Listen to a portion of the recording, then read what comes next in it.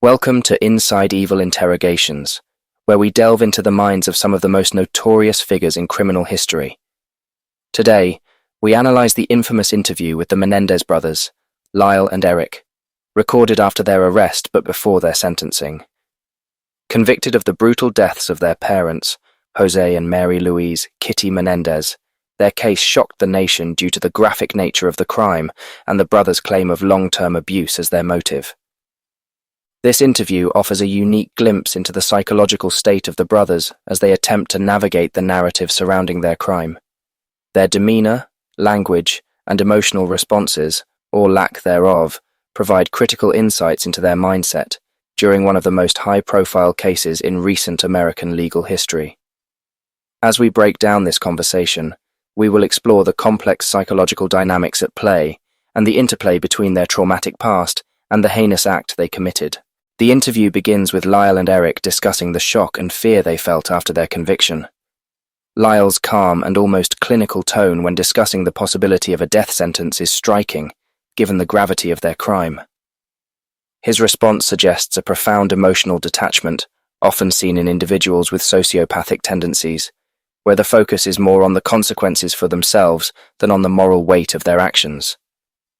From a forensic psychological standpoint, Lyle's lack of visible emotion when discussing the crime reflects a disconnect between his cognitive understanding of the event and any genuine emotional response. This is characteristic of individuals who compartmentalize their emotions, allowing them to function normally despite the severity of their actions.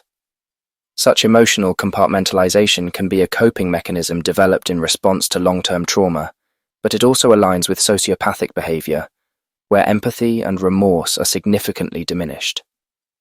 Erik's reflections, while more emotionally expressive, still center on his own suffering rather than the lives lost. His narrative frames them as victims of their circumstances rather than as perpetrators of a brutal crime. This victim mentality, where they view their actions as a response to perceived threats or injustices, is a common rationalization among those with antisocial tendencies, allowing them to justify extreme behavior while maintaining a sense of personal integrity. You may find Erik and Lyle Menendez to be cunning and manipulative, as their second jury seems to have, pronouncing them guilty of first-degree murder. Or, like many of the jurors at their first trial, you may decide that they are credible and that their story strikes a sympathetic chord. That is perhaps for you to determine. My job was to ask the questions, beginning with this one. What went through your minds when you heard that verdict? First-degree murder, guilty. That I was going to spend the rest of my life in prison without any possibility of ever getting released. And you're devastated. I was devastated. Could have been death. Did you think that? I was terrified that they would give either one of us death, and that's scary. It's important to you to stay together when you get moved to the state prison? Very important. That is what's gotten us through these 6 years and through our life. The family that Erik and I grew up in, we had to be there for each other throughout, and it really created a bond that gets us through very rough periods. Some people might say, why should we put them together? I mean, look what they did. They should be punished as much as possible. Let's separate them. What do you say to that? You know people will say that, some.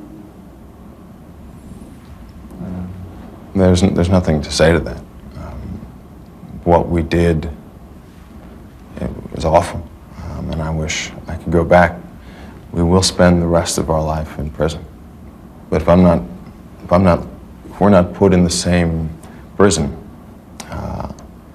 there's a good probability I will never see him again. And that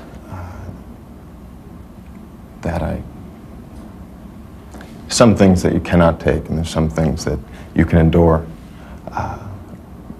With everything taken away, it'll be the last, it's the last thing you can take.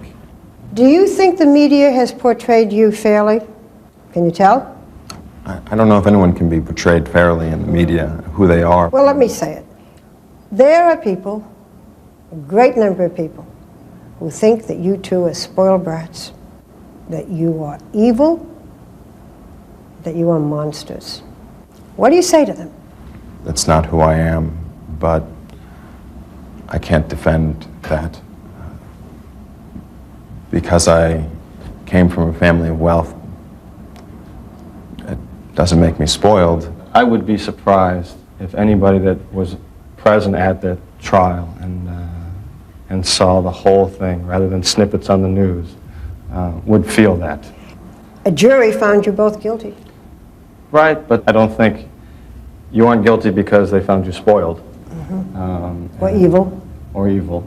Just a normal, I'm just a normal kid. Oh, Erik, you're a normal kid who killed your parents. Yeah, I know. And you still say you're a normal kid? Well, I didn't have normal experiences, but I am. I did that, and there's not a day that goes by that I don't think about what happened and wish that I could take that moment back or change what happened. But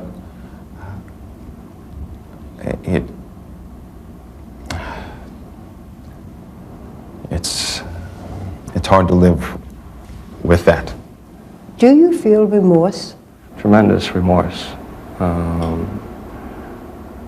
And I think... There's tremendous pain. I mean, from the second that I got back to the house after the shootings, I saw what happened and I said, this is wrong. This is awful. How could this have happened? I couldn't accept it. You couldn't accept it, but you called the police. You pretended that you hadn't done it. You cried. You went off on a spending spree. I mean, we all read about it. You bought Rolexes, you bought cars, you didn't say, oh my God, what have I done, and turn yourself in. Well, that's not really what happened. Well, I've sort of stuck it all together, but... Yeah, you did a good job at it. We got back to the house, the police were there, and it was a matter of telling him you did it, or just saying, I don't know who did it. And that's what we did. And if I could go back, perhaps I'd say I did it. I mean, part of that started from the fact that we waited afterwards. The brothers shift the conversation to their relationship with their parents, particularly their father. They describe him as a dominating and abusive figure whose behavior created an environment of fear and control. This portrayal is crucial to their defense strategy, as it seeks to elicit sympathy and explain their crime as an act of desperation rather than premeditated violence. Lyle's description of his father's abusive tactics is delivered in a matter-of-fact tone, devoid of the emotional intensity one might expect when recounting such traumatic experiences. This lack of affect suggests either a dissociative response, where the emotional impact of the abuse has been numbed or suppressed, or a deliberate attempt to distance himself emotionally from the narrative to maintain control over his portrayal. This kind of emotional suppression is often seen in individuals who have experienced severe and prolonged trauma as a means of coping with overwhelming psychological stress. Erik's insistence that their mother was complicit in the abuse, despite her own apparent victimization, further complicates the narrative. His perspective reflects a binary, almost black and white view of morality, where their parents are cast as unequivocally evil, justifying the brothers' actions as a necessary response. This kind of cognitive distortion is typical of individuals with sociopathic traits, where complex realities are simplified into absolute categories to support their own actions and beliefs. And the police did not come. And in that time that we waited and waited, you know, we did make a bad decision to not have to... We expected the police to be there. I mean... You expected the police to come there and arrest you. 12 shots in the middle of Beverly Hills on a Sunday night, and no one calls the police. We're waiting at the house. No one shows up. And I still can't believe it. So you called the police, but at that point you had already decided... We had decided not to... You weren't going to say anything. We were very stunned, and we felt that we would go to jail, obviously, and it was a selfish reason to just not want to have to go through that. What about spending the money? You know, cars, watches, invested in businesses, the good life. Well, it was the same life before or afterwards. With more money. With more money, but I didn't know what to do with the money. It got to a point where I have all this money and so much pain. I don't know what to do with it, and eventually... I don't know, you're losing me. I would think that you would be in such grief that you wouldn't be able to buy Rolexes and invest in businesses. Explain to me, let me understand. I'm the public. I don't think that it's understandable. I mean, people react to some traumatic event like that in different ways. You went to your psychologist, Dr. Oziel, and told him that you had committed this crime. It got to a point where I could no longer live. I felt that I was the worst person on earth, and it got to a point where I couldn't live with myself anymore, and I needed help. And so I went to him, and that is what the catalyst was for me getting arrested and Lyle. You've had a lot of therapy. 6 years of intense therapy. How are you different than the man who came in here? I'm 6 years older. I'm a lot more mature. I came in here as an 18-year-old kid who didn't know anything about life. What did you learn about yourself? I learned I learned what love was about. I learned what love was about because of my grandmother, because of all my relatives who didn't say, "I can't believe you did this." Instead, they said, "Erik, I know who you are. You're not this type of person. You're not the type of person who could do this for no reason." Have you had therapy, Lyle? The same therapy, and it really works to just have someone you can communicate with that's willing to listen. All our lives, it was just sort of fending off things. It almost sounds like prison was a good thing for you. It was. It I was? mean, at first, I killed my parents, and I spent 6 months out there in horrible agony because I had done this. I mean, a year before, I told my mother how much I loved her. I could not have imagined doing this even a week before to her. I adored her. And then suddenly you're arrested, and everyone can know you did it, and you can finally tell people, and it's a relief. Lyle, you're looking at your brother like you almost never heard this before. Tell me how you felt.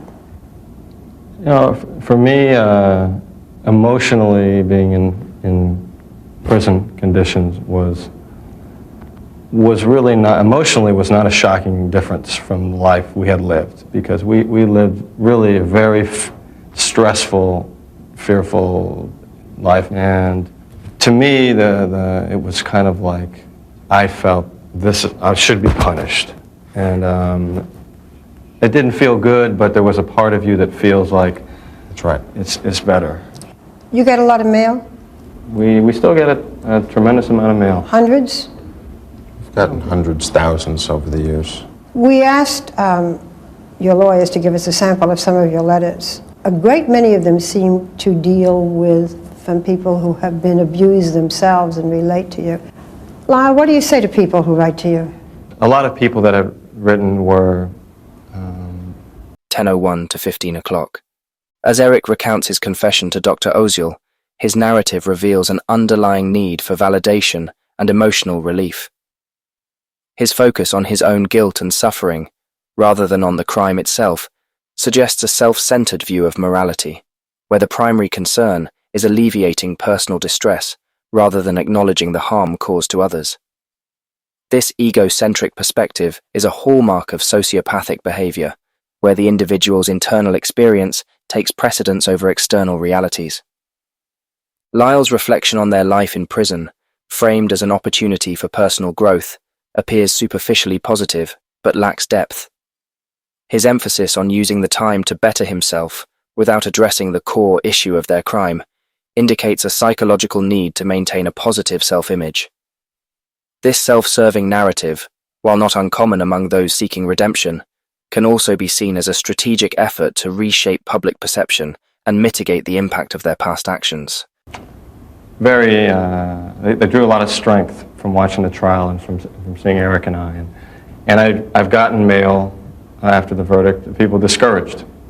And I wanted to say to them to not lose hope because of this one case and this one verdict. Very unique situation here, and that this does not mean that if they go get help, people won't believe them, or people will treat them harshly, or they'll be ridiculed. I don't feel they will be.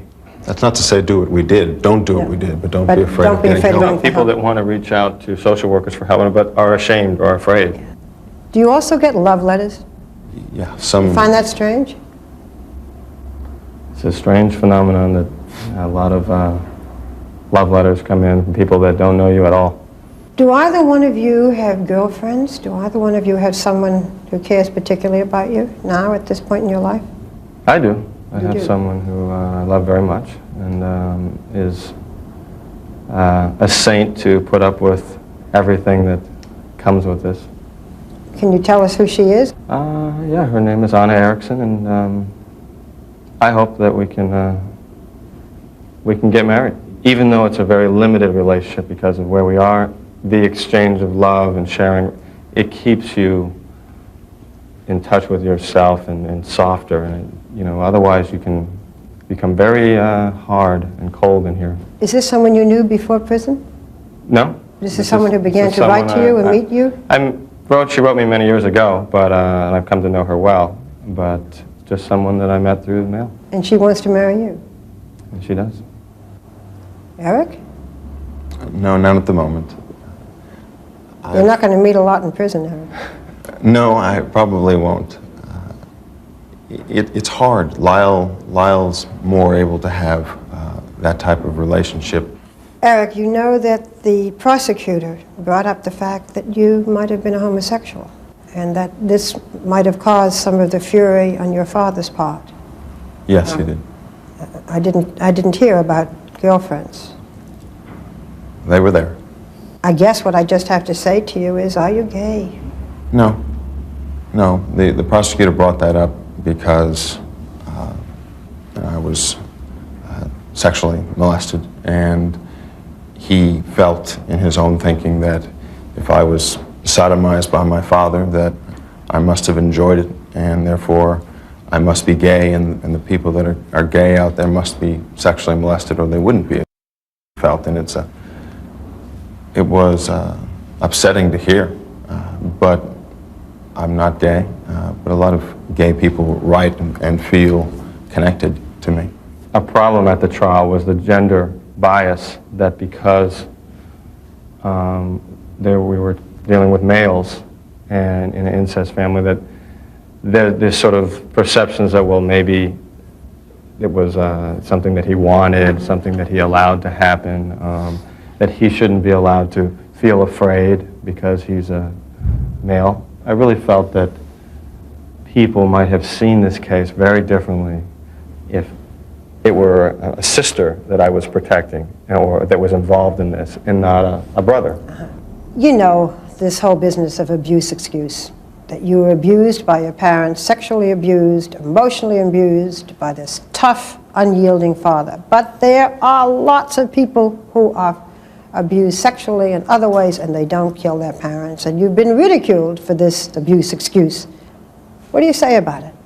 Abuse excuse is a word that Alan Dershowitz made up, not knowing anything about the case.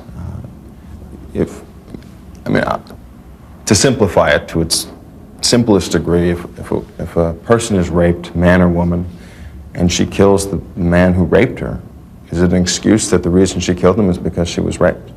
Of course not. I certainly never felt that what I did was justified or right. It was just a question of how wrong was it. That was a big misperception about this case, that it was about justification or excuse. And my brother and I essentially pled guilty. That was very hard for me to hear the ridicule about that, because I really felt that Erik and I, we could have gone to trial like most people and just sort of, we weren't there, it wasn't us, and had that trial. What do you mean, we could have gone to trial, we weren't there? Well, you could go to trial and just say that I was,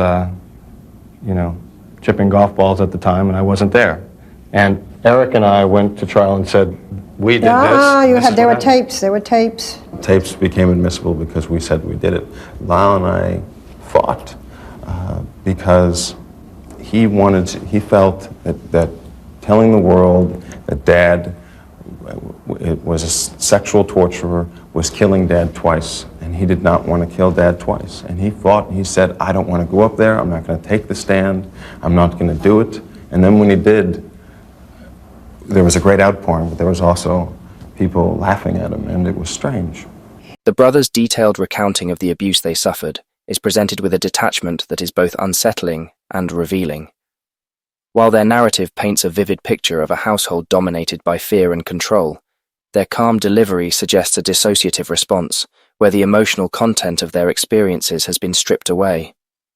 This emotional numbing, whether conscious or unconscious, is often a survival mechanism in individuals who have endured prolonged trauma, allowing them to function despite the psychological toll of their experiences. Their justification of the crime as an act of self-defense, rather than premeditated violence, reflects a dangerous cognitive distortion.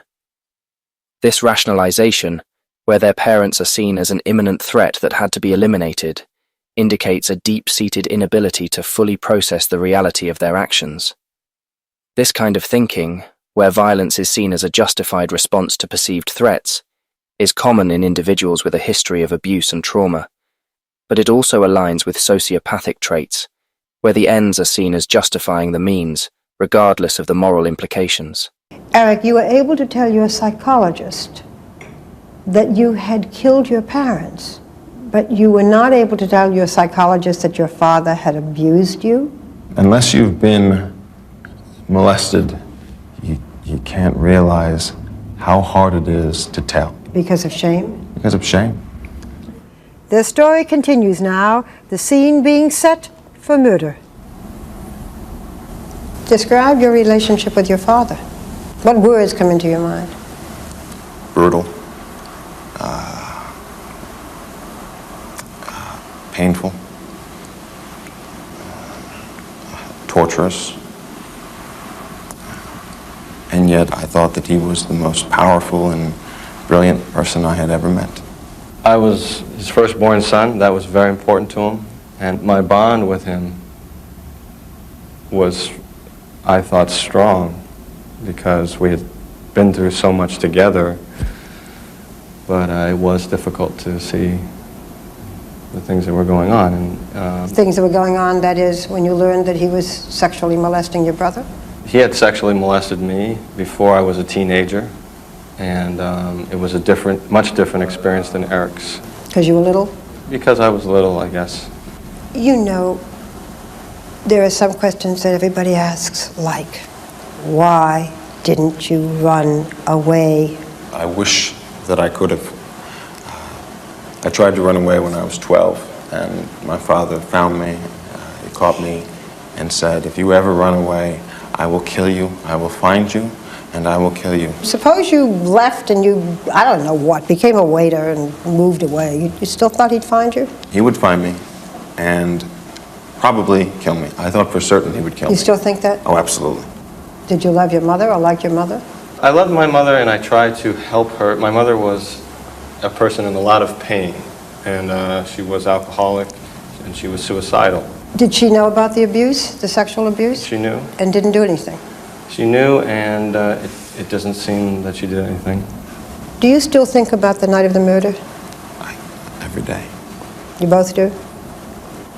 Tell me as clearly as you can why you murdered your parents that night. First thing that comes to mind is terror. I was so afraid. A few days before, I had said to myself, I'm never going to let my father touch me again. After I told Lyle that it had been continuing on, I said to myself, I'm never going to let him touch me again. And just before the shootings, my dad told me to get to my room and that he would be there in a minute, and he was going to come up and there was going to be sex, and it was like an explosion in my mind. But you'd bought the guns. It wasn't something that just happened that moment. You'd thought about it. No. You bought the guns in advance. They just weren't in the house. Yes, we bought the guns in advance. So this didn't just happen that moment. We bought the guns. There was a series of confrontations and blow-ups in the house. My dad, when it first was revealed that I had told Lyle about the secret, my dad said to Lyle, you're going to tell everyone, and I'm not going to let that happen. Take me through your mind, Lyle. I cannot separate and say this is why this happened. My father was threatening us, and so there was fear, but there was great, there was anger on my part, and my mother was aware of and had allied herself with my father, and there was a great deal of confusion. This happened all in just 3 days, and I wish I'd give anything to just turn back that one page of my life. The other big question. You killed your father, who was molesting you. Why did you kill your mother? On Thursday night before, in one of the explosions, I was running downstairs and I was crying, and my mother was on the couch and she had been drinking, and she said, "What's wrong with you?" And I said, "Nothing, nothing, you wouldn't understand." And she said, "Oh, I understand. What do you think, I'm stupid?" And she told me that she knew, that she had known all my life what my father was doing. And it was like I didn't even know who she was anymore. The brothers' final reflections on their crime and their subsequent incarceration reveal a complex mix of guilt, justification, and a desire for redemption. Erik's assertion that he would switch places with his parents if he could, while seemingly remorseful, lacks the emotional weight of true repentance. His focus remains on his own suffering and his need for forgiveness, rather than on the irreversible harm he has caused. This self-centered view of remorse, where the primary concern is alleviating personal guilt rather than making amends, is a common feature of sociopathic behavior.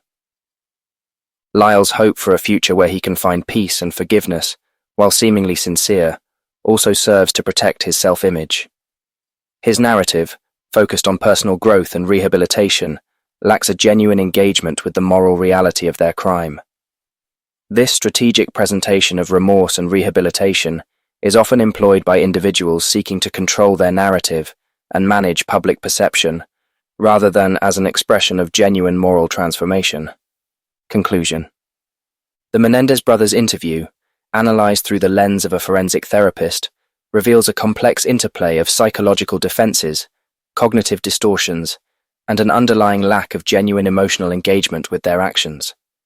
Their narrative, while superficially remorseful, is ultimately self-serving, aimed more at managing their image and alleviating their own guilt than at truly confronting the horror of their crime. This interview serves as a compelling case study in the psychological dynamics of individuals who commit extreme acts of violence under the guise of self-defense, illustrating the dangerous intersection of trauma, rationalization, and sociopathy. And I just saw Dad and Mom as the same person at that point. I saw them as a single person. And really the first time that this secret about what was happening with Dad and Erik was discussed openly in the family in a very angry way. I don't know about Erik, but I completely lost control myself. And in that time, I didn't separate. I knew my mother and my father. It was just adrenaline and fear and anger. I lost control. There is no explanation. We don't offer one. You had thought about this earlier because you had bought the gun several days before. We knew that this could end. A violent confrontation could occur because my father had threatened my life. You still think your father would have killed you for revealing the secret? You both still feel that? There's no question. Really? I still believe that. I don't believe that he was in the process of killing us that moment, that evening. Yeah. But and I don't think that it might seem, because there are so few cases that come to the public's attention like this, that this has never occurred ever before in the country. And in fact, there are over 200 parricides a year that involve incest families. And so, I felt it completely then, and now I believe that, but I would not shoot my parents now, no matter what. How now would you have resolved it? Now, almost 7 years later? What do you think you should have done? I would have never told. I got Lyle into this. I went to him and I said, "Lyle, I can't live anymore with what's going on," and got him involved. He was way to go. They had bought him a condominium. He was going to Princeton. He had all the money. So it's your fault for telling your brother? It's my fault. And I got him involved and said, I need your help. And then 5 days later, my parents were dead. So it's your fault? That's completely my fault. He was suicidal at the time, and it was just a last thing to reach out. And obviously who was going to reach out to. And I decided to confront my father rather than just sort of not say anything and just have Erik and I leave, which if I could go back, that's what I would do. I would just say, Erik's old enough now, he wants to leave. Have you forgiven yourself? I don't think it's possible. Lyle, are you at any kind of peace? More so than maybe Erik, because at this point, for some reason, well before the verdict, I was resigned to bad things. And I have, I think, found a place where I can look forward and try to have hope and share myself more with people. And Hope of what? Hope of living a life that I can be more proud of. How And in prison? you're confined, but there must be, even just in writing, people that need help. If you can help them and convince a single person that has been through our situation that the last thing in the world they should do is act out violently, then you find meaning in your life. If you could say something to your mother and your father, I'm sure you have in your own minds, what would you say? I am so sorry. I forgive them completely for anything they have done to us. If I had one wish, it would be able to have one conversation with them or to change places with them.